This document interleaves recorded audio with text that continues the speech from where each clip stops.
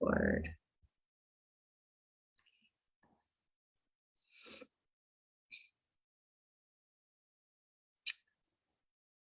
Hi, everyone.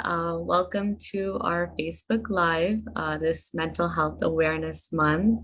We'll just be getting started in 1 or 2 minutes. Thank you so much for joining us.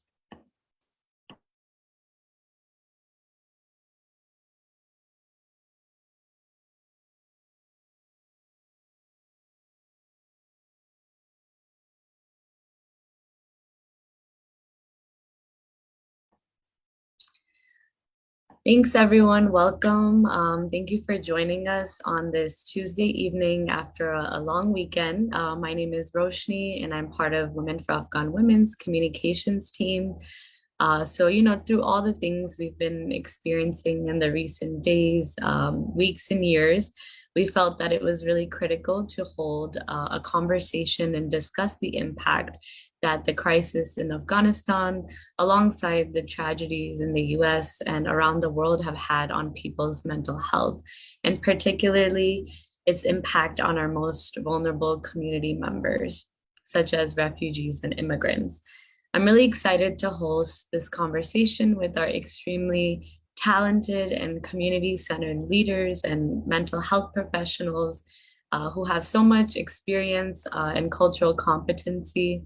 Today, I'm joined by Leila Kandahari, who is the mental health therapist at Women for Afghan Women's New Virginia Community Center, as well as Zareen Yakubi, who is the mental health counselor and program supervisor at Arab American Family Support Center, which has offices all around New York City.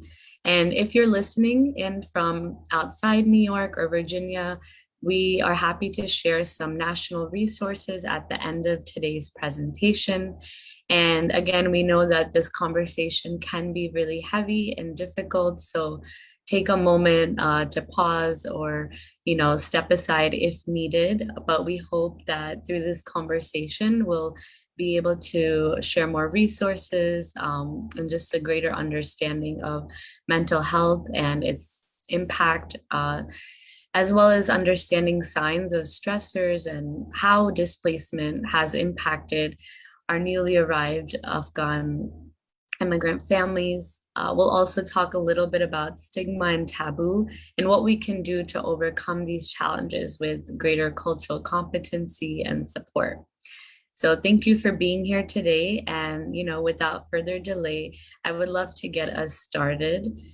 I will share my screen so you can see the wonderful presentation that we have today with you.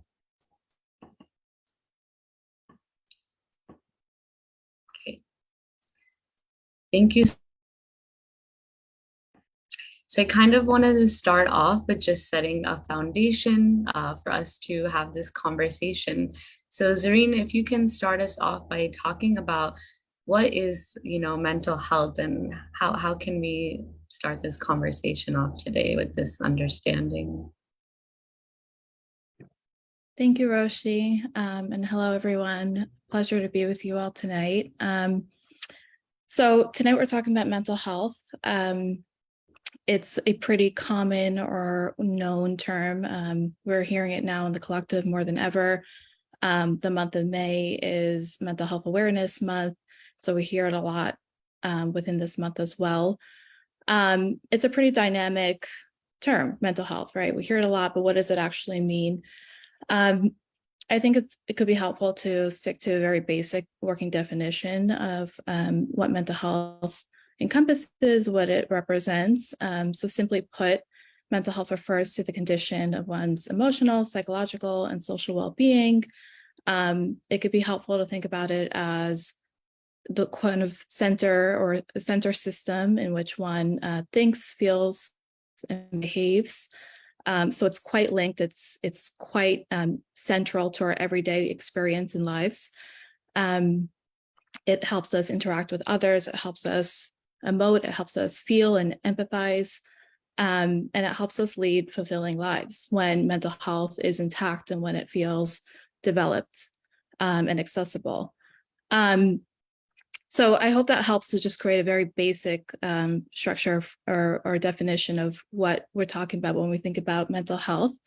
In today's discussion, we're talking about mental health specifically among the Afghan population and more specifically among Afghan refugees and recent newcomers. And so when we think about this population specifically, it's important to kind of note that unfortunately mental health issues disproportionately affect this population. There's a lot of research that suggests this, that Afghans have a very unique mental health experience based on just decades of experience in the home country and what it means to then come here. So we're looking at a very unique mental health experience for a very unique population. Thank you so much, Zareen, for helping us take a really complicated concept and just have a good, simple understanding for this discussion. This kind of makes us, kind of jump to our next part to better think about, if you can share what are some signs, symptoms, or things that you observe that can point to mental health stress. Yeah, thank you, Roshni. So when we think about mental health stress, right, I'm sure we can all relate that at one point or another, it's actually quite common and almost relatively healthy experience to experience some level of mental health stress. But we're specifically looking here tonight and talking about mental health stress that's kind of taken on a certain kind of level of intensity or severity in which it becomes a pretty complicated experience. It becomes a pretty stressful experience for the individual experiencing it. Usually this happens when there is a change or impairment in functioning. That's kind of the clinical marker of when there's a difference between maybe what we call, quote, normal mental health stress versus a more clinical experience of mental health stress. So what this looks like in kind of very simple terms is maybe someone who their functioning has now changed. It looks a little different. Maybe they were an individual who was very lively and outgoing, and now they are quite shut down and quite withholding and no longer laugh. They no longer experience joy. It's no longer visible. That's what it can kind of look like. There's usually generally a shift. It's quite notable. And we want to look a little more closely at specifically depression, anxiety, and PTSD, and these mental health experiences or conditions, because they are amongst the most prevalent with regards to the Afghan population. This is what the research cites and suggests. And again, given the complexity and the unique experience that Afghans have had, these are the conditions that show up the most. Notice that it's absolutely not exclusive to depression, anxiety, and PTSD amongst the Afghan population, but that these three are quite notable. And so what's also important to kind of note about these conditions is that they range. They range in intensity and severity. They range in complexity. It could think about mental health conditions as existing on a spectrum, wherein there's kind of low or mild forms or manifestations, there's more moderate ones, and then there's more severe or intense manifestations. So that's an important distinction to make when we think about an individual who is experiencing depression. That can look, or their experience of depression can look different than someone else's experience of depression. They can be placed on different parts of the spectrum. And that's an important factor to differentiate when we think about how to manage that, how to heal, how to treat that. It may be important to think about the ways, the signs and symptoms and the ways this kind of manifests in individuals. Again, specifically keeping in mind the Afghan population. And what's important to note is that the manifestations can look very, very different. It can range from, irritability and anger, or a complete kind of shutdown or sadness, depending on the individual, depending on the context, the environment, the individual's personality. But just some symptomologies to look to kind of keep in mind, specifically for depression and anxiety, which have a lot of overlap in the ways they manifest clinically. It can look like irritability, it can look like sadness, it can look like excessive worrying. This is most notable of experiences of anxiety. It can look like a lack of hope or motivation within day-to-day or for the sense of future. It can look like self-harm behavior. And I want to actually point that one out because it's one we don't give a name to enough, but it comes up a lot, and it's unfortunately showing up a lot in the Afghan population of resettled Afghans that we're having in the States. And self-harm is almost always linked to a mental health stressor, and usually one that's taken on a little more of a moderate, severe form at that point. It can look like changes in appetite, whether that's reduced appetite or increased appetite. It can look like impacted sleep patterns. It can look very physical. And so what's called somatic symptoms, which is just a category of symptoms that are more bodily. So headaches, GI issues, body pain, pins and needles, chest pain.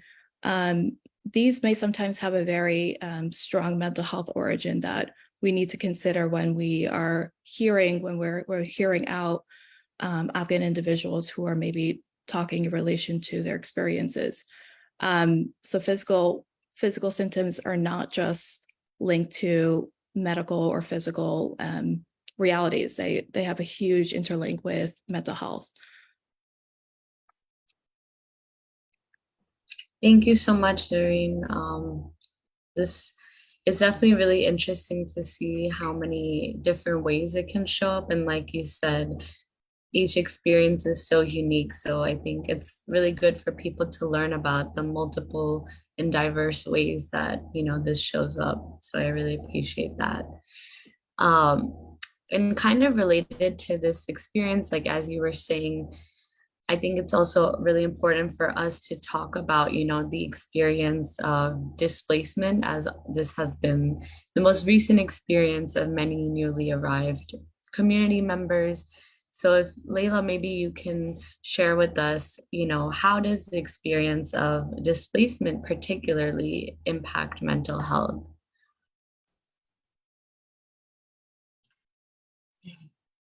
Thank you so much, Roshani. And thank you so much for having us here tonight. So as far as how does displacement impact on mental health? So displacement is a transitioning. And as we know, every time there's a transitioning in life, we need new sets of the skills. There is a new stage in our lives. Whatever we knew previously is not working anymore. So it's an unknown situation, and it might be very scary. It might be frightening, or it might be very anxiety provoking.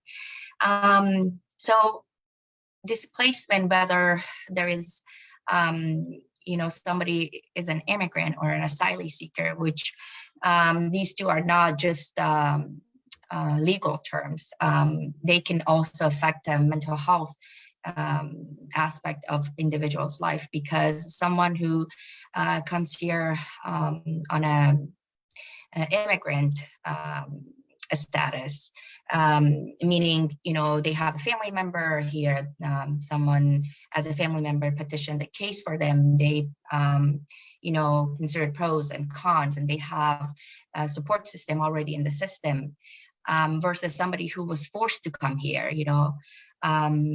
As we witnessed with the new groups of refugees who came here, they were kind of forced. It was a very sudden decision, or actually maybe not a decision. They came here, they were searching for a refuge.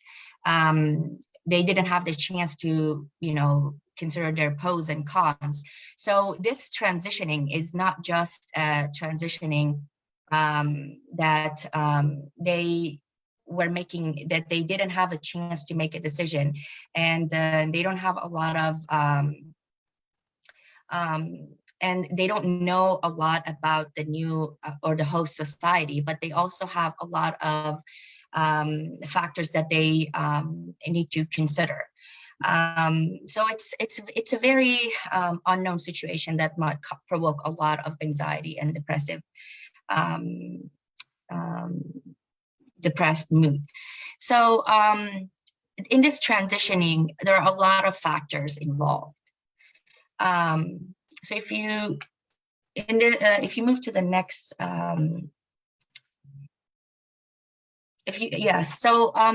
this transitioning, there are a lot of factors playing a role, like their characteristics, like pre-immigration characteristic, like their financial situation, I can say its strength level with symptom level.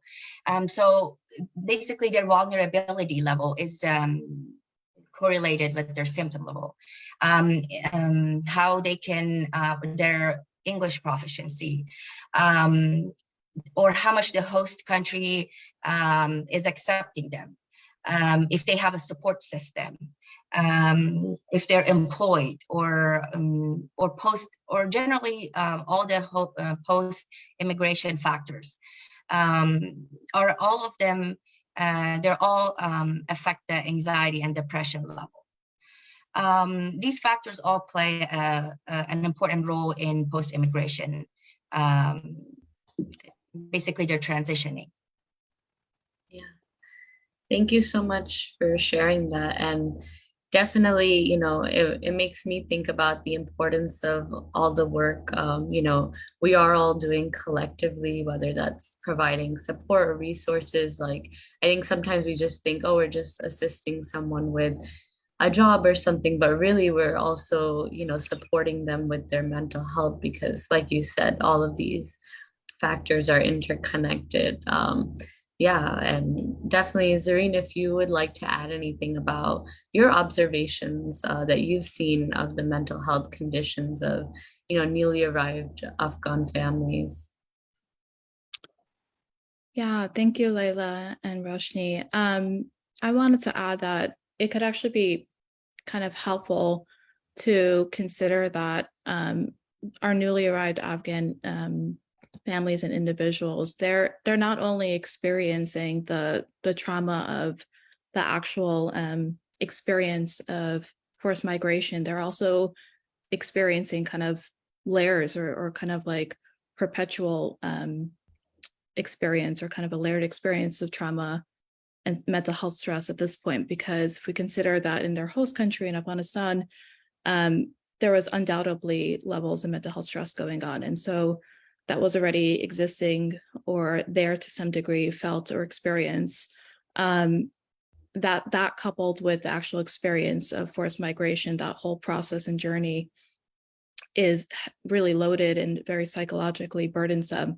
And then when we consider kind of the triple layer of them now coming here and adapting into their newly resettled homes and environments, that's a lot of load. And I think it could be really helpful to think about it that way, because certainly for anyone, right, to think about those layers of stress, it can really paint the picture of how heavy and how critical the mental health status of many of these individuals really is. I think, what we're seeing is a lot of just really rampant and prevalent mental health stress among the community of resettled individuals. I think there's very limited research that exists on this, on kind of how much or how many individuals or folks are really going through mental health stress. But there's been some statistics that indicate that one in every two Afghan individuals are experiencing mental health stress in relation to their resettled journeys here. So that's at least 50%, and that may even include or pertain to an underreporting. And so that's huge. That means that there are many, many, many thousands of folks here who are going through mental health stress. And that's certainly been true in the anecdotal experience of interacting with some of these folks as well. I think what's also important to note, and what makes maybe the situation even more complicated and difficult, is that there's often a disconnect in how these individuals are even experiencing their own mental health.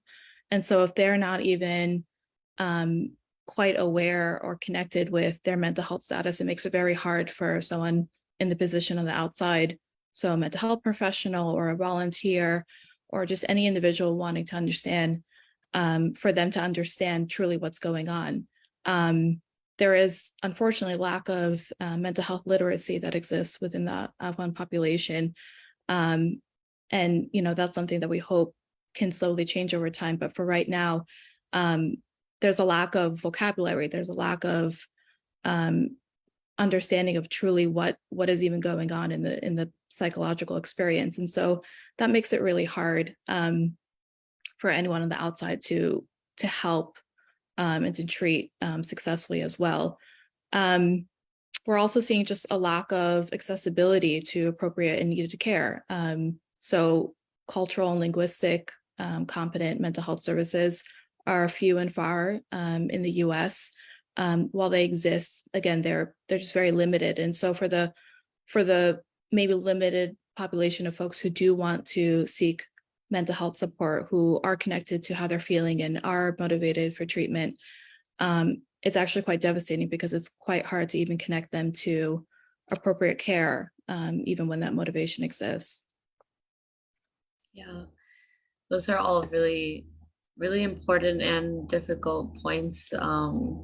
Sadly, I know we do have a question later from the audience kind of talking about how to support people. So hopefully we'll get to address that as well. But thank you both so much for sharing that. And especially that statistic of 50%, like you mentioned, I think really highlights how big of an issue this is. So I'm glad that we're here to continue having this conversation. And kind of related to what you were talking about, just awareness and being able to openly share, how people are feeling and recognize that. I know that, obviously with any issue, whether it's mental health or other things, there's always kind of some stigma or taboo associated with that experience. So I think if we can also talk a little bit about, what role does stigma or taboo surrounding mental health in the community play in how people are able to respond or not respond to these experiences. Layla, would you like to share with us about that? Sure. So I think one of the reasons stigma and taboo in first place exist within Afghan community is lack of appropriate understanding of mental health. Like when we have a physical, like when we have a medical issue, it is easy to talk about it as, I have pain in my bones or I have headache, I have, things like that as that sort. But as, previously Zarinja mentioned, we don't even have, it's, based on anecdotal experience, we can see that mental health literacy is not even in place. So lack of appropriate understanding of mental health is one of the reasons we can say that has a harmful effect, and it can lead to discrimination. When we don't really understand what is mental health, we cannot really describe it. Then there's this negative stereotypes about mental health. And then people start using these derogatory terms about them. They have these negative stereotypes about people with mental health issues, and like they're violent, they are, you probably heard of these, they start using words like crazy, or they're not going to succeed in their lives, or they're violent, or there's this um, specific level of ceiling for them, or they're not going to be employed if people understand about them. So they're not going to seek help. If they're not going to seek help for that because they don't want to get labeled, they're not going to understand themselves. They're not going to understand themselves. They're not going to have the term to explain what is it that's happening in their psychological realm. Lack of understanding from friends and families and others around them.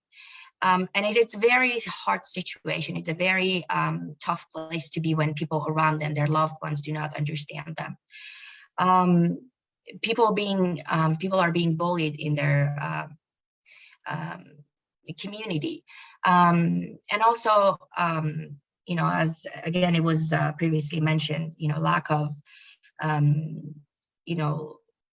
competent, linguistically and culturally competent services for them. They're all some of the reasons that bring a stigma and taboo around mental health in Afghan communities. Those are some of the challenges that can bring to mental health, receiving mental health services.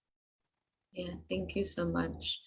I guess, are there, in your opinion, like any ways or steps that we can take to kind of respond to this challenge?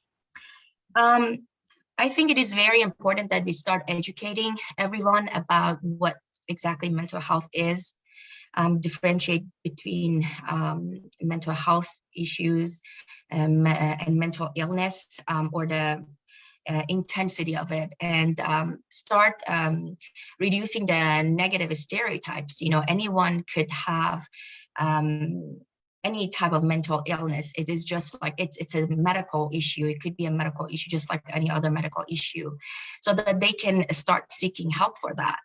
And anyone is an individual with a mental illness. If we just don't label people, if we don't just say this person is depressed, this person is an individual with depression, we start reducing those mental illness, we start reducing the stigma of that. It can help to, start using appropriate terminology instead of just derogatory language. The words that we can see people are using when they don't understand, it comes from lack of understanding and appropriate knowledge about mental health. If people can, they just understand that somebody is, they're having a mood that is not, just a little, they understand that is not, they can understand that it's not, someone is just not always just like always they are. Instead of using certain derogatory language, they can talk to them in a way that it is more appropriate, and more understanding, so they can feel supported, I guess. That can reduce the stigma, so that individuals can start seeking help. Yeah, thank you so much. Definitely the point about the words we use and the language, that's so critical, and I think all of us can do that, even if we are people who do provide services or not, or just the way we talk about this is really important. I think it's important also to have a discussion about people who are in this moment trying to support newly arrived community members. I know so many people have taken a lot of initiative, whether it's just local neighbors, organizations, people in businesses. Honestly, people everywhere, I think, are eager to help, and I think obviously helping is important, but we want to be mindful about the way that it is done. So I'd love to hear from you all. How can people who are working with the community be more aware of these challenges and respond with greater cultural competency and nuance when it comes to all of the experiences that you've talked about today?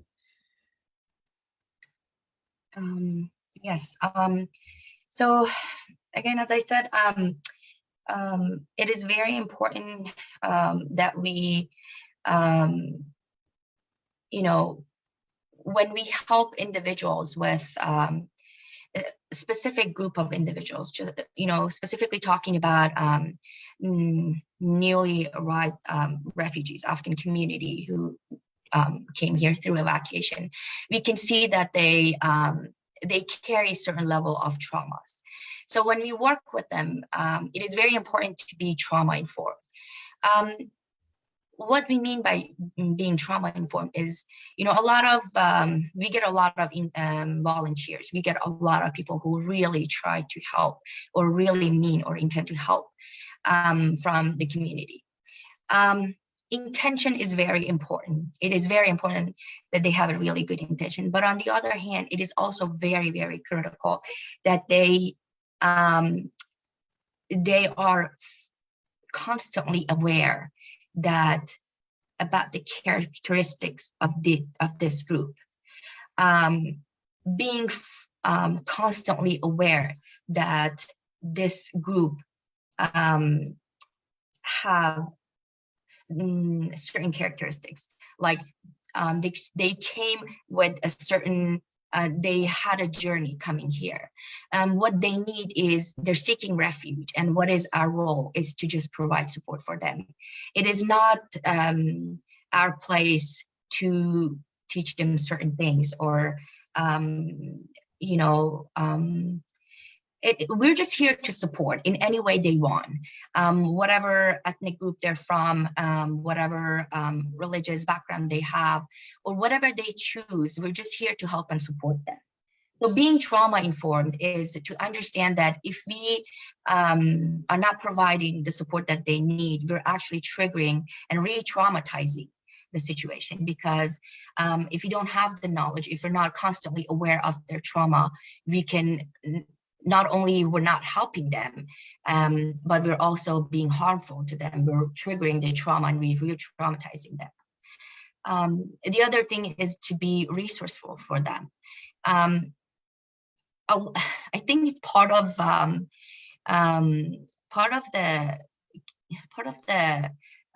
habit, I guess, is we just try to impose our own belief for them. But it is also important to understand that we have to be resourceful for them and provide the resources that they want, that they need, not to impose our own should or shouldn't system for them. It is very important that we have all the available resources for them that they need, and just ask for what they think that they need, what is good for them. Yeah, thank you. That's really helpful. Zareen, did you want to add to that? Yeah, I wanted to echo what Laila Jen is talking about when she was talking about trauma-informed lens and approach. I think, simply put, I think it's certainly about meeting these individuals where they're at, and not where we think they're at. And there's a very big difference psychologically with that. So meeting these individuals where they're at, and one way to help really enable grasping where they're at is invoking active listening, which is kind of a clinical skill, but it can be used in the collective as well, for anyone interacting with these folks, which is to really be hearing and listening to their narrative, their perceptions, their experiences, again, which is very different, or can be very different from what we think their experiences are, what we want to see their narratives as. I think a lot of these individuals want to be heard very desperately about where they've been and where they want to be in this journey. And this also kind of refers to the term called cultural humility, which is kind of approaching these individuals with a lens of being humble, having a humility in the sense that you may not know about their experiences. You may not know about a lot of the cultural nuance that they're privy to and they're experiencing. And so really learning from them to better inform what they may need can help, or can go a long way Even again, if we're talking about volunteers or individuals who are not in the mental health profession who want to be of assistance, these kind of approaches go a long way. And while there's certainly levels of trainings that go into them, there's also ways to maybe encompass them from just a more mainstream perspective.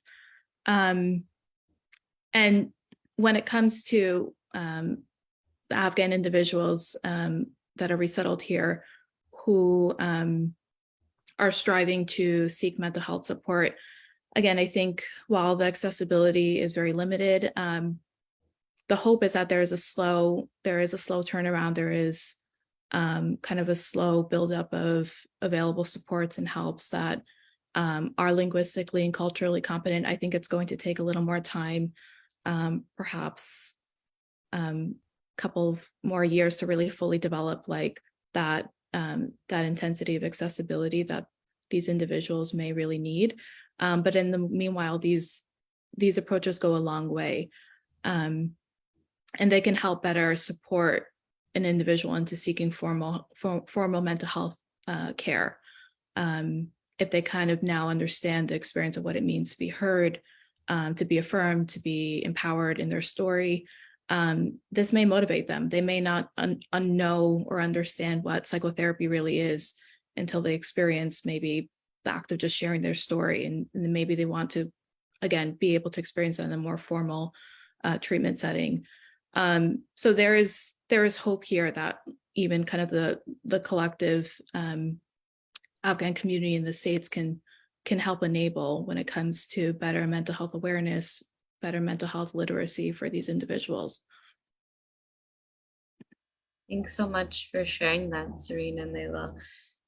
It's really helpful to know that, I think it's important for all of us to remember, the role we play, even when we're helping, to be really intentional and aware of how we approach it. I think that's a good reminder for all of us. Before we kind of turn to the last portion, of our presentation to talk a little bit more about resources and sort of, support that we can offer, I just want to remind people watching that if you do have questions, please do share on the Facebook chat. We'll do our best to address your questions and concerns.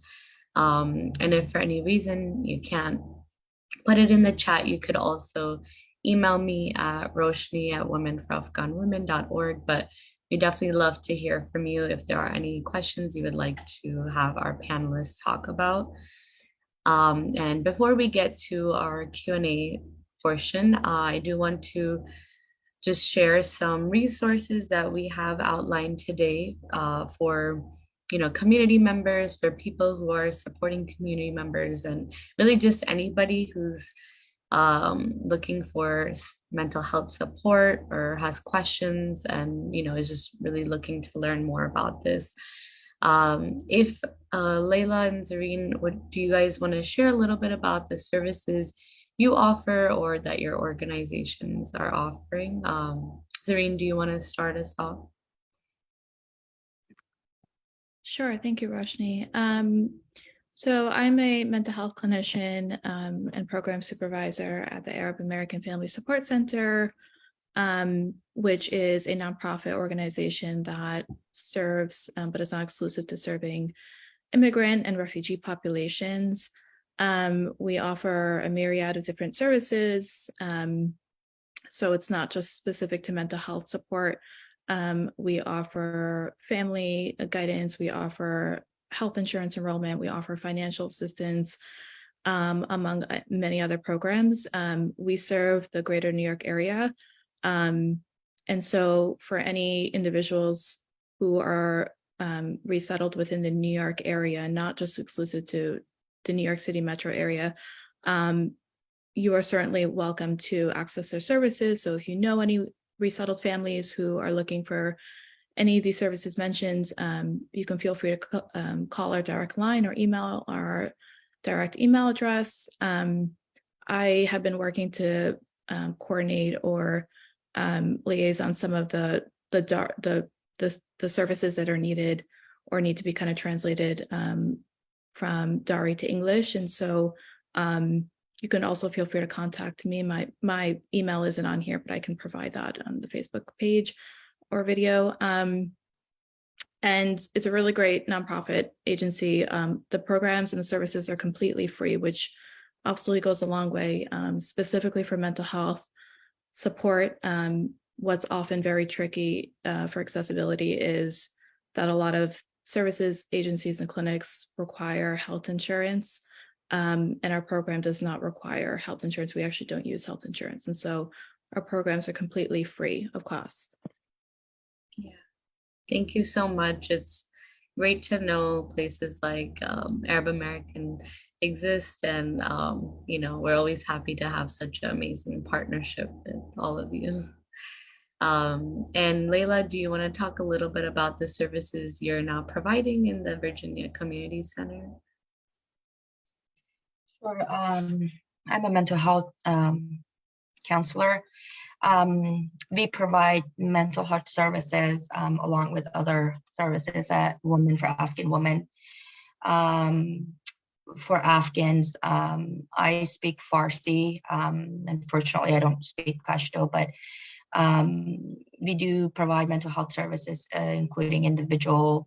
We will be providing services in form of group support and other forms soon. Our services are, Women for Afghan Women is a nonprofit agency, regardless of their financial ability. We will be providing services. There's no charge or anything. If they would like to make an appointment, they can call the Alexandria, Virginia number. Or they can directly contact myself. They can email me. My email address is leila@womenforafghanwomen.org. Or they can just call the office number. They will schedule an appointment. That's one of the services we provide. Thank you so much for sharing that. Yeah, so we definitely encourage all of you to, keep handy these different phone numbers. We've also added some national resources. So if you go to the NAMI link, you can look up in your state where there are some additional resources if you're outside, especially of Virginia or New York. And of course, the National Suicide Prevention Lifeline is a number that, for emergency cases, we definitely encourage, just having it handy in your phone. You never know when a resource like that might be useful. But if for any reason these resources may not be what you're looking for, please still do reach out, and we will do our best to connect you to the right place or people, even if for any reason we may not be able to provide exactly what you need, but we're happy to make referrals or share additional resources. So we really encourage people to reach out as much as possible, to share this with your networks, and just, like Serena and Layla mentioned, continuing to have this important conversation. I just want to take sort of the last few minutes to touch on a few questions that some of our community members submitted. One of the questions we did receive was about how to help people see the need for trauma care without feeling labeled. So maybe this could be referring to a situation about, helping support people, or maybe encouraging them to seek help in a non-stigmatizing way. Do you have any sort of tips or recommendations on how people could respond to that?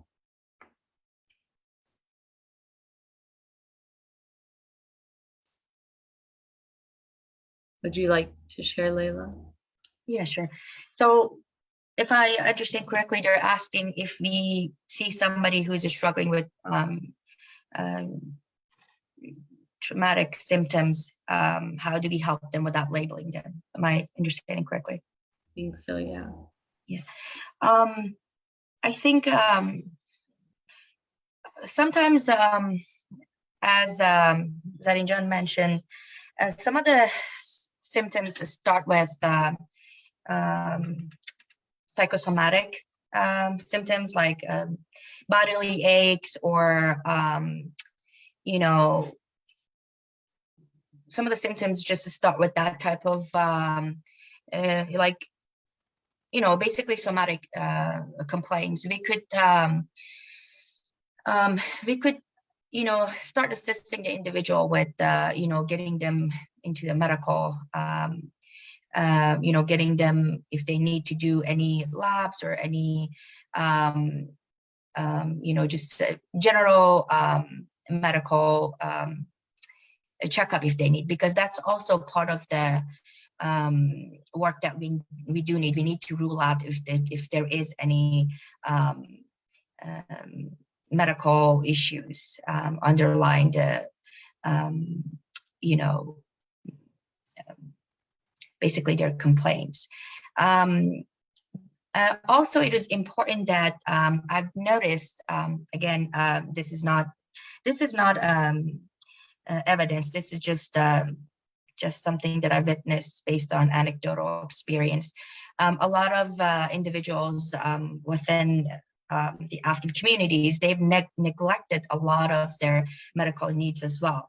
So once they can see and they can understand that there is no medical issues underlying their bodily aches or any somatic complaints, it is helpful to it becomes easier to help them to see that once there is no complaints, they can get, it's a different type of help for you. You know, it also helps them to understand that there is, if there's another way, there is, they don't become hopeless, you know. Using the right word, appropriate word, as I said, you know, reduces the stigma, understanding, normalizing the situation, you know, talking about if there are people in the community, talking about shared experiences. It does normalizes the situation. There is a term that it's called universality, which means when I know that I'm not alone in this, you know, that a lot of people experience the same situation, it helps a lot to reduces my pain. That also helps a lot when I can share as a community member.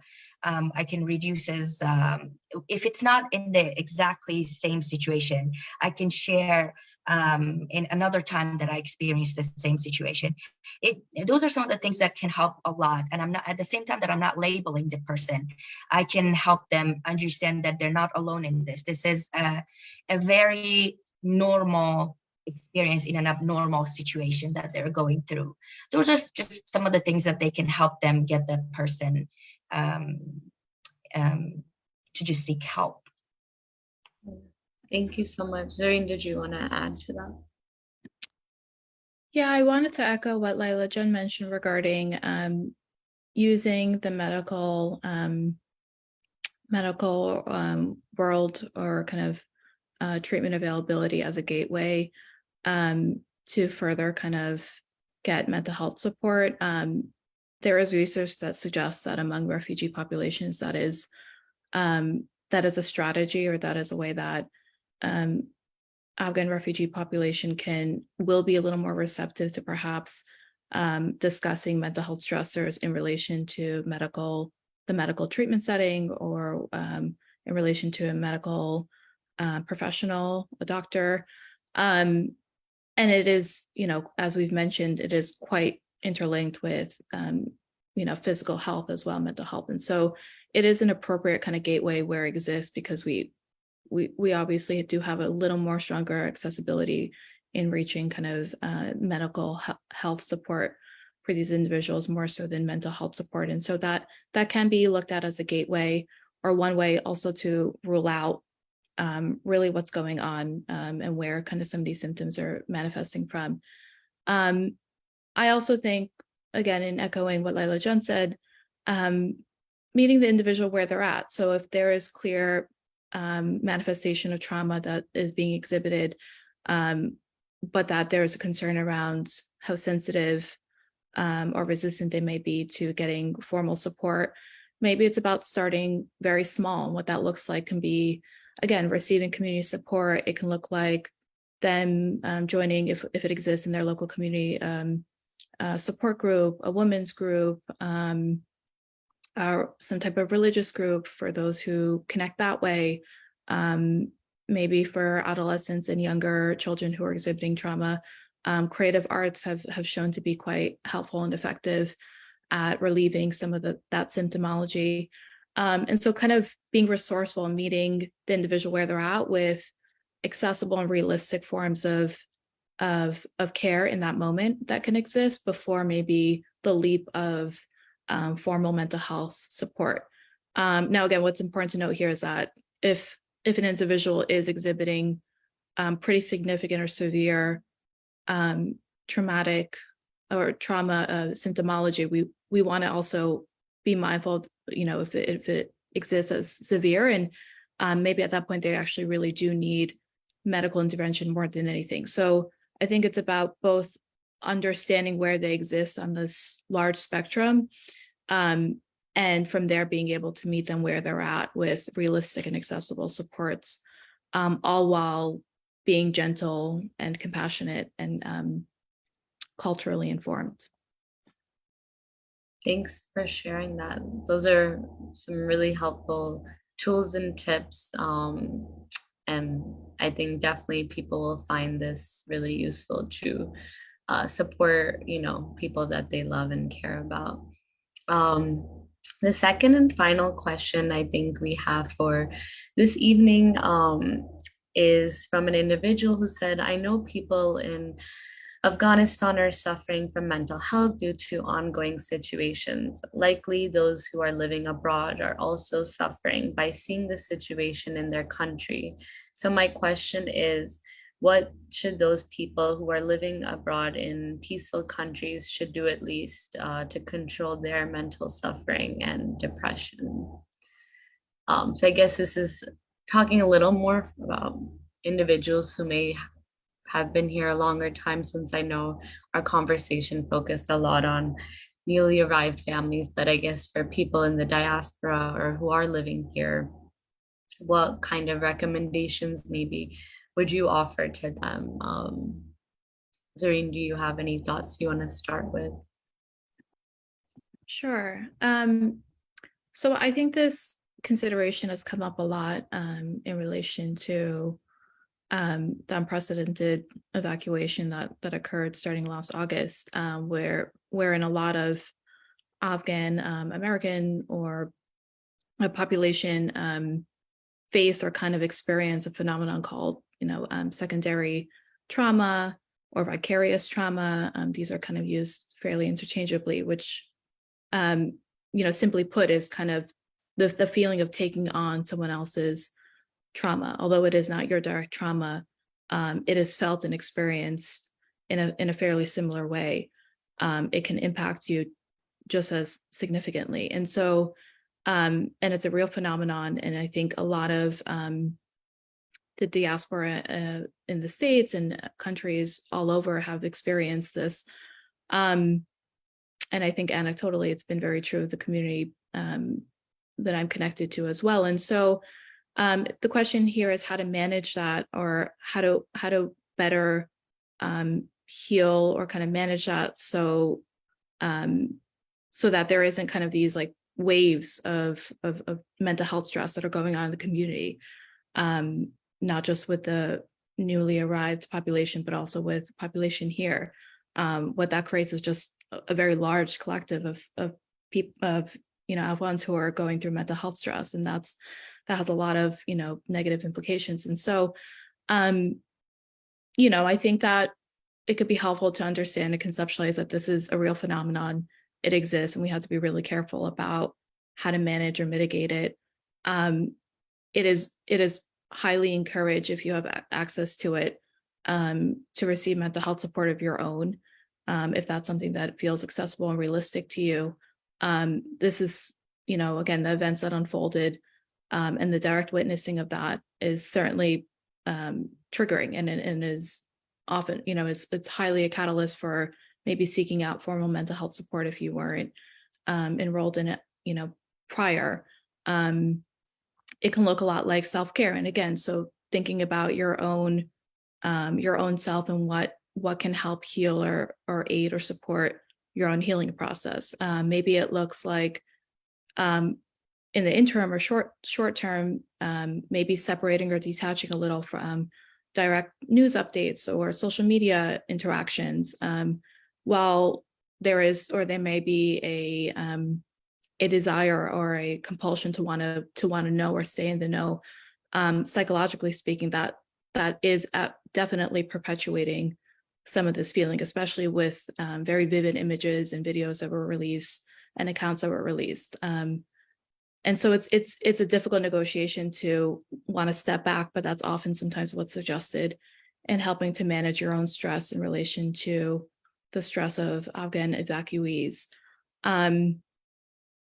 I think that an important reminder that could help maybe motivate some of the intention to want to prioritize one's own self-care and healing is that psychologically it's very hard to show up for others. And so for our newly arrived Afghan families and individuals, it's very hard to show up for them emotionally and psychologically speaking if we're not quite well ourselves, right? If we don't have our own emotional capacity fully available. And so I think that's a helpful point in considering when we think about maybe trying to reel back and kind of help heal our own wounds prior or kind of in conjunction with helping the collective around us that are in need of support. Thank you, Zareen, for that very important reminder that I think a lot of people would really benefit from. Layla, do you have any final thoughts before we wrap up also? I think Zan and John just covered everything. Key points are just self-care with, understanding yourself capacity and, knowing that we do need to maintain our emotional boundaries. It is important that we also understand that vicarious trauma is a real phenomenon, and we need to anybody needs to seek professional help. It's not just only those who actually witness, been and experienced trauma, but also everybody even as professionals do need to seek, professional help as well. I mean, everybody has to do that because vicarious trauma is a real phenomenon, as she mentioned. So understanding self capacity, maintaining emotional boundary, just for self-care is very important. That will help with our mood and everything. So that would be just the last thought. Yeah, thank you so much, Zareen and Layla. I really appreciate both of you for putting all this time and effort into just creating this space for us, for all the amazing work you do to support people emotionally. Really want to thank you for that and being here today and providing all this really informative and really helpful information. So thank you so much. And I hope that this truly encourages people to reach out and seek the resources we've shared once again. And if you do have any questions or concerns, we do encourage you to reach out to us. We're always happy to support in any way we can. And, with that, thank you to our audience for being here, for taking time to discuss this really critical issue. And hopefully we'll have many more of these conversations together. So thank you, everyone, and have a wonderful evening. Take care. Bye.